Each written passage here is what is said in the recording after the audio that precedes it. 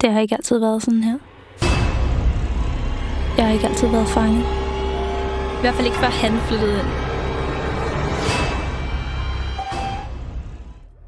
Min mor arbejdede hjemme til langt ud på natten. Hun hamrede stresset løs på tasterne. Forholdet mellem os var blevet værre, siden jeg, efter min mors mening, begyndte at høre syner.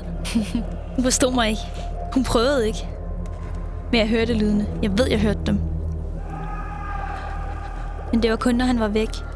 Underboen. Der var noget med ham.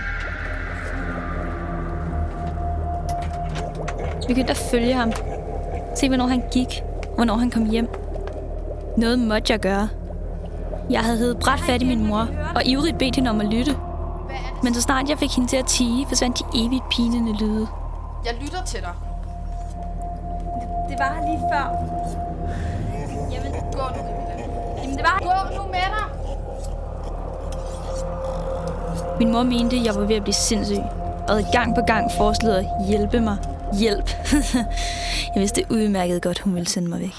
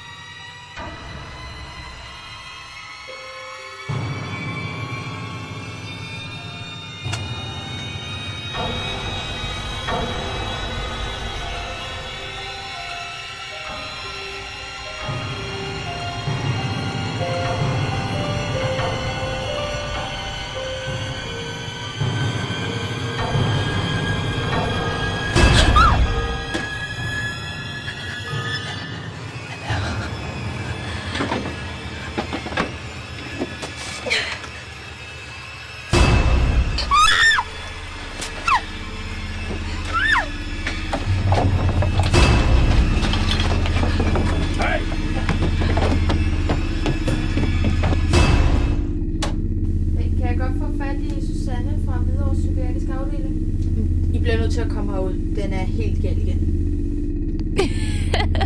Slip! Slip! Slip mig! Slip mig! Han er lige derovre, hvor kan I ikke se ham? Jeg er ikke sindssyg. Hjælp mig fucking ikke at holde mig fanget. Det er jo ikke mig, der er sindssyg. Det er ham. Det er ham. Det er ham. Det er ham. Ha ha ha ha!